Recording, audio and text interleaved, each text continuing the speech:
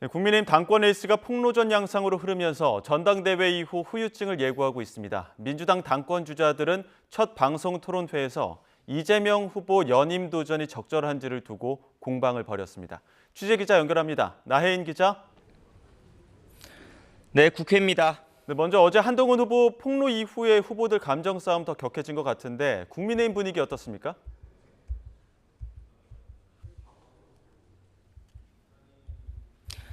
네, 일단 상대 후보들은 이번 전당대회 국면에서 한동훈 후보가 자꾸만 야당에 공격할 빌미를 준다고 비판하고 있습니다. 김건희 여사 문자 무시 논란과 이른바 댓글팀 운영 의혹에 이어서 한동훈 후보가 법무부 장관 시절 나경원 후보에게서 현재 재판 중인 패스트트랙 사건 공소를 취소해달라는 부탁을 받았다고 직접 폭로해서 야당의 공세를 자초했다는 겁니다. 나경원 후보는 아침에 기자들과 만나 한동훈 후보가 해야 할 말과 하지 말아야 할 말을 제대로 분별하지 못해서 좌충우돌하고 있다고 거듭날을 세웠습니다. 당내 의원들도 후유증을 우려하고 있습니다. 실제 야당이 이번 여당 전당대회 과정에서 불거진 여러 의혹을 수사해야 한다고 목소리를 높이고 있기 때문입니다.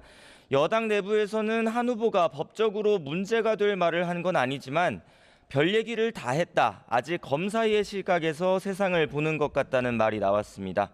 황우여 비상대책위원장은 YTN과 통화에서 당이 상처를 입을까 무섭다며 과열된 전당대회가 빨리 끝났으면 좋겠다고 토로했습니다. 한동훈 후보 캠프는 이런 당 안팎의 비판과 우려에 미리 준비하거나 의도한 폭로는 아니었을 거라며 정면 대응을 자제했습니다. 국민의힘 당권 주자들은 오늘 밤 5번째 방송 토론회에서 또 한 번 맞붙을 예정입니다. 네, 민주당 당권 주자들도 첫 방송 토론회를 치렀죠. 네, 아침에 CBS 라디오를 통해 방송됐습니다.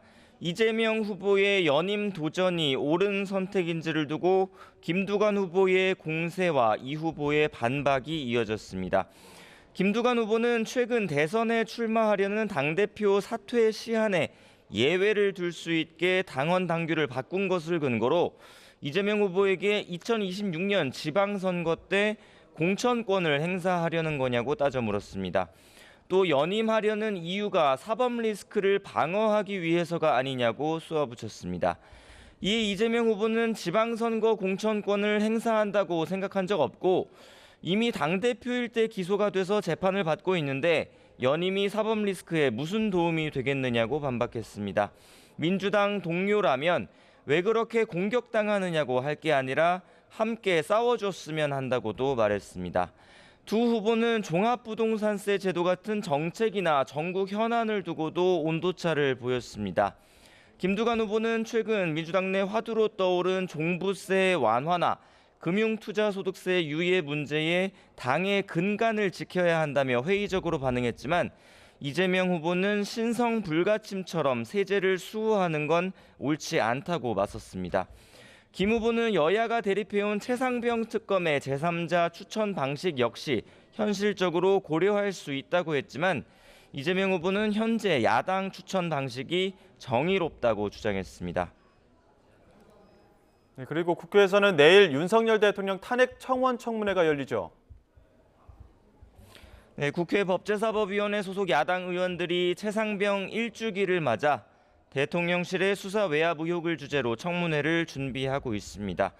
민주당 박찬대 원내대표는 아침 회의에서 100만 명 넘는 국민이 대통령 탄핵 청원에 동의했고 국회법 절차에 따라 적법하게 여는 청문회라며 채택된 증인들은 반드시 출석을 해야 한다고 강조했습니다.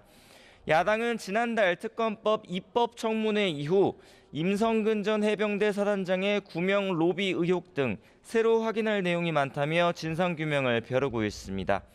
반면 여당은 애초 탄핵 요건에 부합하지 않는 청원 사유로 청문회를 여는 것 자체가 위법 부당하다며 원천 무효라고 주장하고 있습니다. 대신 여당 지도부는 오전에 공수처를 찾아서 외압 의혹 수사를 조속히 끝내달라고 요청했습니다. 다만 내부에서는 야당 단독으로 청문회를 열었을 때 일방적인 공세가 이루어질 것을 우려해 일단 참석해서 대응은 해야 하는 게 아니냐는 목소리도 나오고 있습니다. 지금까지 국회에서 전해드렸습니다.